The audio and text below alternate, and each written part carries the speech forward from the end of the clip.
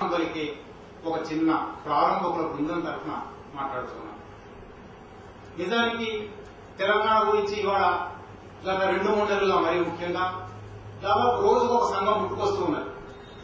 ఇదంతా ప్రత్యేక తెలంగాణ రాష్ట్ర సాధన దగ్గరికి వచ్చింది అనే ఒక ఆలోచనతో కూడా చాలా సంఘాలు వస్తూ ఉండొచ్చు. కానీ తెలంగాణ హిస్టరీ సొసైటీకి అందులో కొంత భాగం ఉన్నది, కొంత భాగం లేదు. ఇది ముందు వివరంగా చెప్పవలసినది. ఎందుకంటే ఇప్పటి వరకు మాట్లాడిన చాలా మంది వక్తలు లేదా బయట చాలా మంది తెలంగాణ హిస్టరీ సొసైటీ గురించి మాట్లాడుకుంటూ ఉన్నప్పుడు ప్రత్యేక తెలంగాణ కోసం, ప్రత్యేక తెలంగాణ రాష్ట్ర సాధన కోసం అనేక సంస్థలు ఏర్పడుతున్నాయి. అనేక సామాజిక వర్గాల నుంచి, అనేక సామాజిక బృందాల నుంచి, అనేక సమూహాల నుంచి సంస్థలు ఏర్పడుతూ ఉన్నాయి.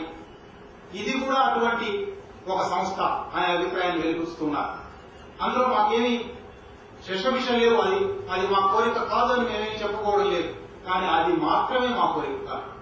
దానికన్నా చాలా విశాలమైన కోరికలు కూడా ఉన్నాయి. ఆ విశాలమైన కోరికలు పంచుకోవడం కోసమే ఒక విశాలమైన సమావేశం ఏర్పాటు చేస్తున్నాం. మీరు ఇవాళ మేము అచ్చు వేసిన పుస్తకం కూడా చూస్తే దాంట్లో 15 మంది వక్తలు ఉన్నారు, 15 పత్రాలున్నాయి. ఈ పత్రాలన్నీ వేరు వేరు దృక్పథాల నుంచి, వేరు వేరు కోణాల నుంచి తెలంగాణ సమస్యలు చూశాయి. అందులో ప్రత్యేక రాష్ట్రం వాంఛనీయమా కాదా అనేది ఒకనొక కోణం మాత్రమే. దానికన్నా మించి తెలంగాణ కోసం ఒక విద్యార్థుల సమూహం ఏర్పడితే విద్యార్థులు మాత్రమే చేరవచ్చు, ఒక రచయితల సమూహం ఏర్పడితే రచయితలు మాత్రమే చేరవచ్చు, విద్యావంతుల సమూహం ఏర్పడితే విద్యావంతులు మాత్రమే చేరవచ్చు. కానీ తెలంగాణలో పుట్టిన ప్రతి ఒక్కరికి తెలంగాణ చరిత్ర మీద అధికారం ఉంది. తెలంగాణలో పుట్టిన ప్రతి ఒక్కరికి తెలంగాణ చరిత్రను తవ్వి తీయవలసిన అవసరం ఉంది.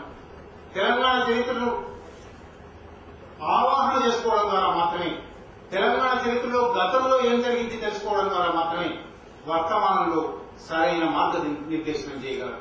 భవిష్యత్తు తెలంగాణ ఎట్లా రూపొందగలదో ఒక ఊహ చేయగలరు. ఈఎన్ఆర్ ఎప్పుడో అన్నాడు, గత వర్తమానాల మధ్య సంభాషణే చరిత్ర. నిజమే, ఇవాళ వర్తమానం జరుగుతూ ఉన్నది కాబట్టి, వర్తమానంలో ఒక ప్రత్యేక తెలంగాణ రాష్ట్ర వాంఛ ఉన్నది కాబట్టి, అది చాలా బలంగా వ్యక్తం అవుతూ ఉన్నది కాబట్టి నేను గతం గురించి మాట్లాడుతున్నప్పుడల్లా అది వర్తమాన కోరికేమో అని కూడా ధ్వనించవచ్చు. కానీ అక్కడితో మాత్రమే ఆగిపోవడం. ఈ గత వర్తమానాల సంభాషణలో గతం మన మీద పెట్టే పరిమితులు ఉంటాయి, గతం మనకిచ్చే అవకాశాలు ఉంటాయి, గతం మనకు చెప్పే గుణపాఠాలు కూడా ఉంటాయి. ఈ వ్యవహారం అంతా ఉన్నది. ఈ వ్యవహారాన్ని అంతా అర్థం చేసుకోవాలి. చాలా మంది వర్తమానం కోసం మాత్రమే గతాన్ని చూసేవాళ్లు గతం మన మీద పెట్టే పరిమితులను గుర్తించలేరు, గతం మనకిచ్చే గుణపాఠాలను గుర్తించలేరు, గతం మనకిచ్చే అవకాశాలను మాత్రమే గుర్తించగలరు, అవకాశాలను మాత్రమే ప్రకటిస్తూ ఉంటారు. తెలంగాణ హిస్టరీ సొసైటీ ఉద్దేశం ఈ పరిమితులను, ఈ అవకాశాలను, ఈ గుణపాఠాలను అన్నింటినీ నేర్చుకోవాలి, అన్నింటినీ తవ్వితీయాలి. అన్నింటినీ తవ్వితీసి నిజంగా చాలా నిజాయితీతో, చాలా సోపపత్తికంగా, చాలా సోదాహరణంగా, చాలా సాక్ష్యాధారాలతో మన వాదన నిర్మించినప్పుడు మాత్రమే మనకు బలం ఉంటుంది. ఏ వక్రీకరణ అయితే ఇన్నాడు జరిగిందని అంటున్నాము, ఏ తప్పులైతే ఇన్నాడు జరిగాయని అంటున్నాము, ఏ పొరపాట్లు అయితే ఇన్నాడు జరిగాయని అంటున్నాము, ఇవాళ మనం అవే పొరపాటు చేస్తే మన వాదనకు బలం ఉండదు. మన వాదన బలోపేతం కావాలంటే మరింత సాక్ష్యాధారపూరితం కావాలి, మరింత ఆధారాల నుంచి, చారిత్రక ఆధారాల నుంచి ఈ చరిత్రను తవ్వి తీయాలి, చరిత్ర రచన చేయాలి. అయితే చరిత్ర రచన చేసేటప్పుడు చరిత్ర రచన లేదా చరిత్ర అందరికీ ఒకలానే అర్థమవుతుందా? ఒకలాగా ఉండడం సాధ్యం అవుతుందా? కోదండి చాలా వివరంగానే ఆ విషయం చెప్తున్నాడు. చరిత్ర రచయితలు రచయిత తన రచన చేసే ఒక స్థలం ఉన్నది, ఒక కాలం ఉన్నది, ఒక కులం ఉన్నది, ఒక మతం ఉన్నది, ఒక భాష ఉన్నది. ఆ భాష నుంచి, ఆ కులం నుంచి, ఆ మతం నుంచి, ఆ స్థల కాలాల నుంచి అతనికి కొన్ని దురభిప్రాయాలు ఉన్నాయి, కొన్ని అభిప్రాయాలు ఉన్నాయి, కొన్ని అవకాశాలు ఉన్నాయి, కొన్ని పరిమితులు ఉన్నాయి. వాటి నుంచి ఒక చరిత్ర రాస్తున్నాడు.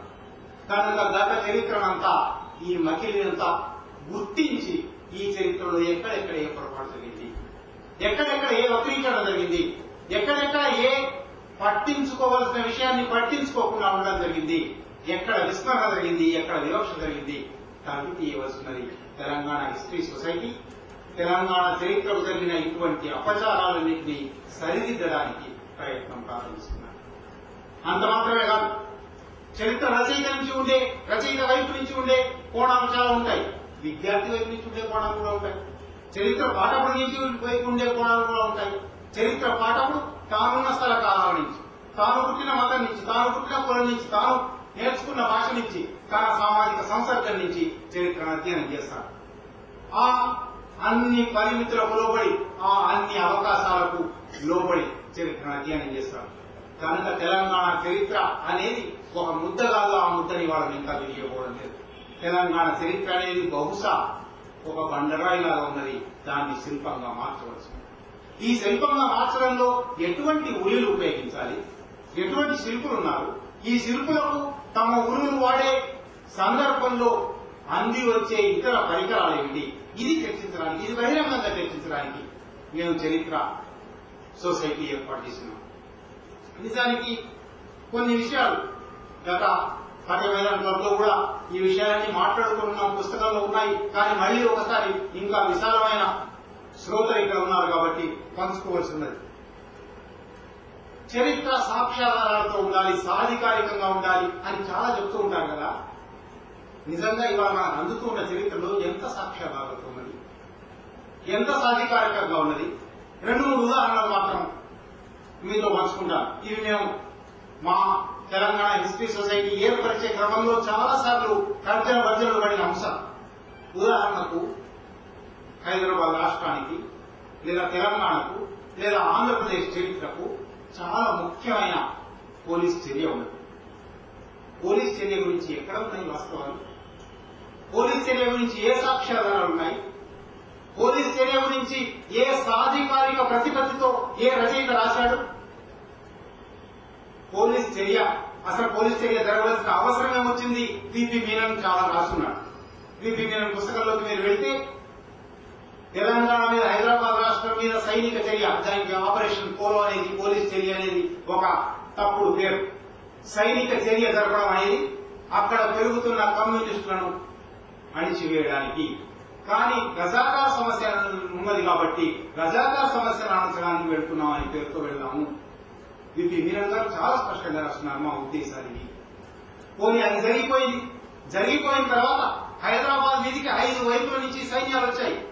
5 వైపుల నుంచి వచ్చిన సైన్యాలు మరీ ముఖ్యంగా రాయచూరులో, బీదర్లో వేలాది మంది ముస్లింలను ఊచకూత కోశారు. 2 లక్షల మంది ముస్లింలను చంపారని ఒక సాక్ష్యాధారం ఉన్నది.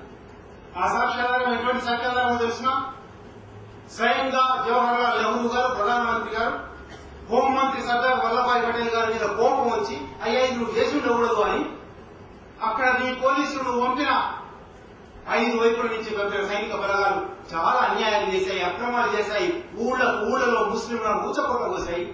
కనుక దీని మీద నేను నా నివేదిక ఎక్కించుకోదలుచుకున్నాను అని పండిట్ సుందర్లాల్ గారిని పంపారు. పండిట్ సుందర్లాల్ గురించి మీకు తెలుసు. పండిట్ సుందర్లాల్ నెహ్రూకు చాలా ఆప్త మిత్రుడు. చైనా యుద్ధం సమయంలో కూడా నెహ్రూ స్వయంగా పండిట్ సుందర్లాల్ సహాయం తీసుకుని నివేదిక రూపొందించుకున్నాడు. అటువంటి సుందర్లాల్ తన నివేదిక రాశాడు. ఆ నివేదిక తొక్కిపెట్టబడింది.